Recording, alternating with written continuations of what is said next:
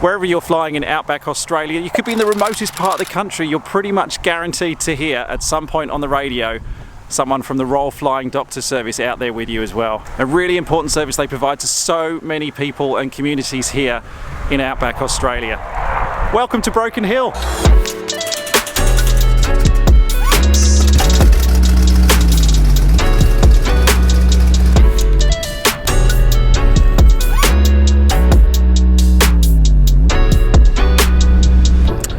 Really does feel like we're literally on the home leg now. There's 2 more flights left in this Outback series today, and then the final flight afterwards, which will be back into Melbourne, which is kind of weird, you know, thinking it's coming to an end. It's been, don't get me wrong, there's a part of me which is actually glad that this trip is wrapping itself up shortly, because I'm very tired. Like, not physically tired, don't get me wrong, but brain tired. I don't think until you actually do a trip like this you realise what it takes for your brain to go from A to B, sleep, B to C, sleep, C to D, sleep, D to E, sleep, have a quick rest, E to F, can't go to F because of weather, F to E, no, E to G, oh, could go to G, can't go to G because there's no fuel there. All that logistics, the planning, the contingencies, the diversions, the what ifs, as well as the actual flying itself and dealing with everything en route, it does take it out of you, so you do need to make sure you're mentally prepared for something like this. But the benefits, oh man, without a doubt, the single most rewarding thing I've ever done in my flying career so far. Okay, I just started up. I just thought I'd share this with you. I put in a flight plan from my Avplan flight plan. I always put one into my GPS, so I have it as a backup here. And then what I do is I zoom all the way out and I just check that the flight plan looks correct, just to do a bit of an idiot check. Now, what to you on that flight plan do you think looks wrong? If you said that you don't believe we need to get to Bendigo by flying out into the Pacific Ocean, then you're absolutely right. So I put in UVUPO, and I've just gone back here and checked, and this is what I should have put in, UVUPU. And so I'm going to take that out.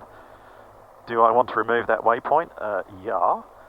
Instead, I'm going to go U, V, U, P, U. Enter. Now let's have a look. Yep, that looks a lot better to me. And that is why I always do my map idiot check, just in case an idiot has programmed the map. Alright, let's get going, come on.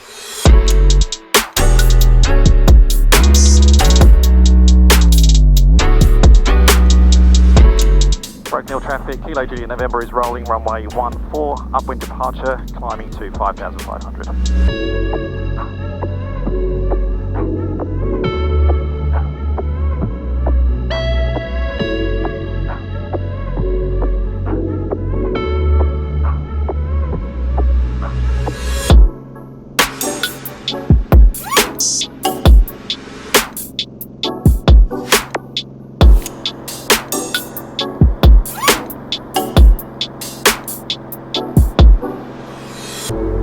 Traffic Kilo Juliet November, departed time 5-5, we're passing 3,300, climbing 7,500, tracking 155, Broken Hill traffic.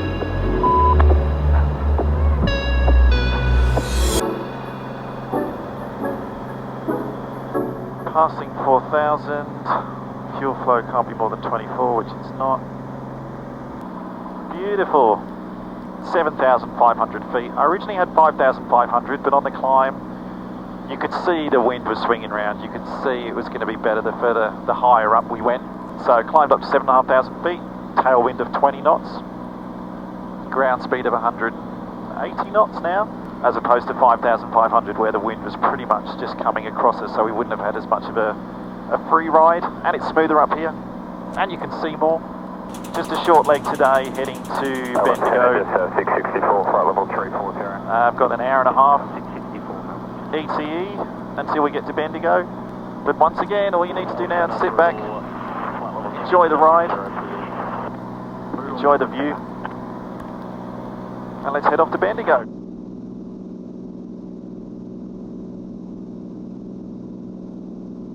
Melbourne Centre, Kilo Juliet November with a VFR flight following request.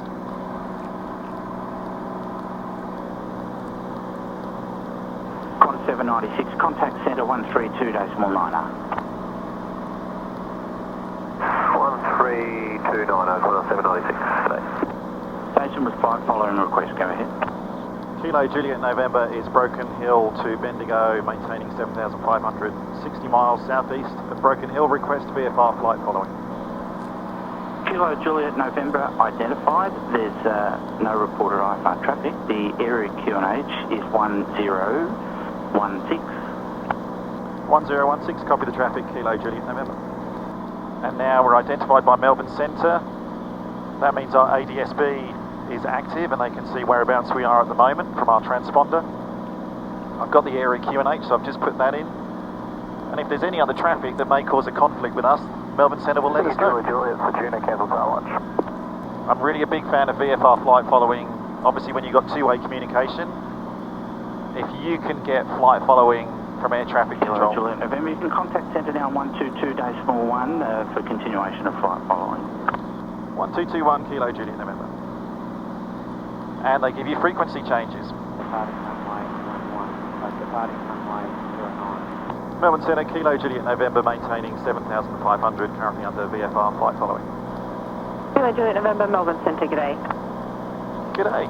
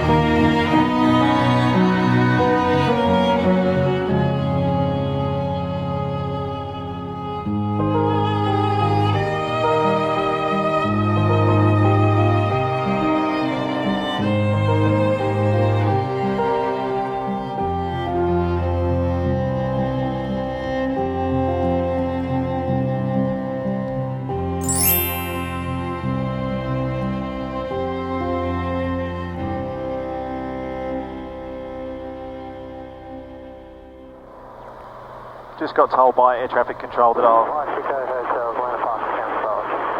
VFR flight following has been cancelled because we're out of coverage for a short while here.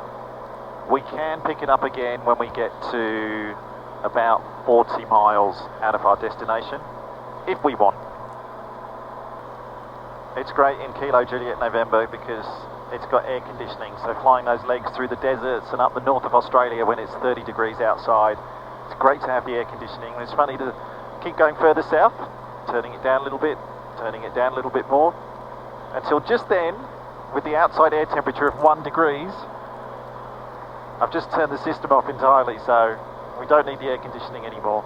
But it's been bloody useful whilst we were up there in the north. Thanks, Jules. It's nice. That's a really nice feature to have. If you can get a plane with air conditioning when you're flying through the desert, I know it's a luxury, don't get me wrong, but yeah, it's a nice luxury. That helped a lot. So can you relay safety alert? Aircraft may be out of range of my frequency. You're higher. It's Victor. Tango Charlie has opposite direction traffic passing within 30 seconds, similar level.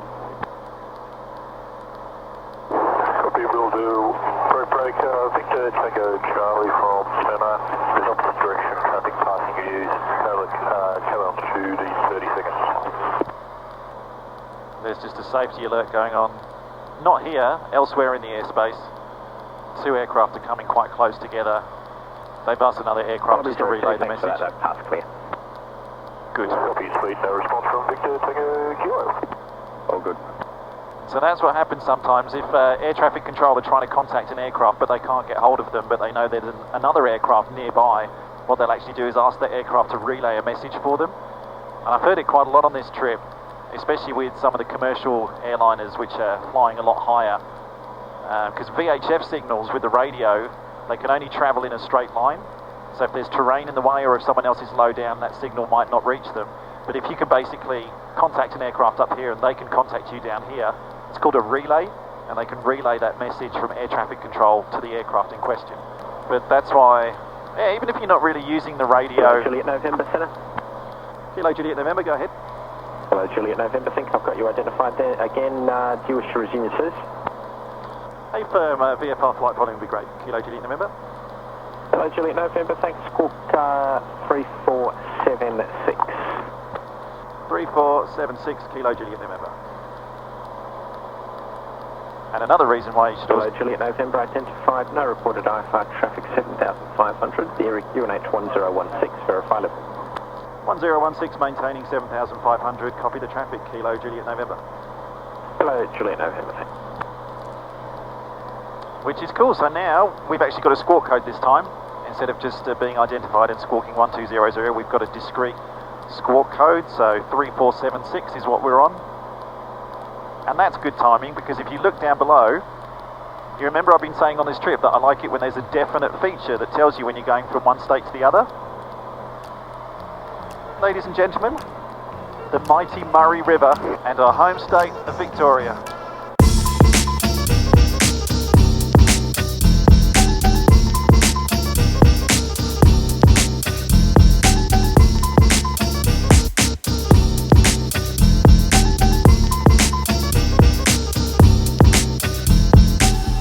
Look at the landscape changes as well now.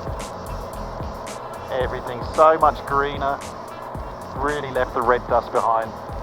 I'll miss that red landscape, I really will. It's like flying over Mars. So you know we just crossed into Victoria, right?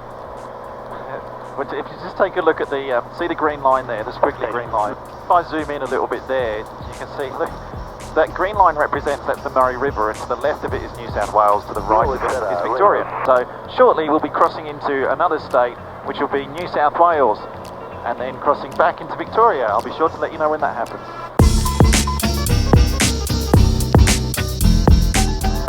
Now, welcome to New South Wales. Yes, everybody, welcome to the wonderful state of New South Wales, home, of course, to the wonderful Blue Mountains. Sydney with its majestic harbour. Sorry, 1 second. And yeah, ladies and gentlemen, welcome to the state of Victoria. Just for the moment, I'm actually going to take it off autopilot and get us down through this gap. Sorry, Jules, but I want to have a bit of fun here. Which way, left or right? I reckon left.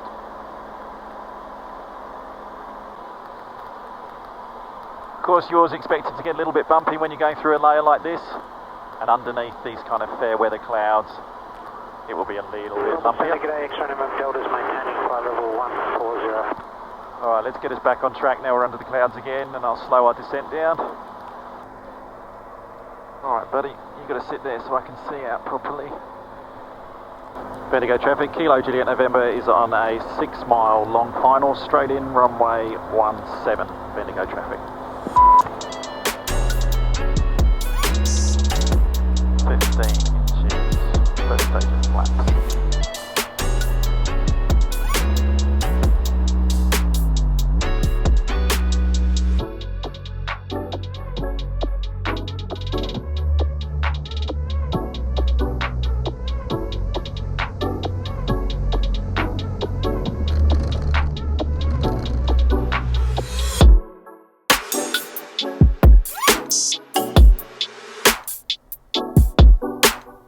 Bendigo traffic, Kilo Juliet November, clear of all runways. Bendigo traffic.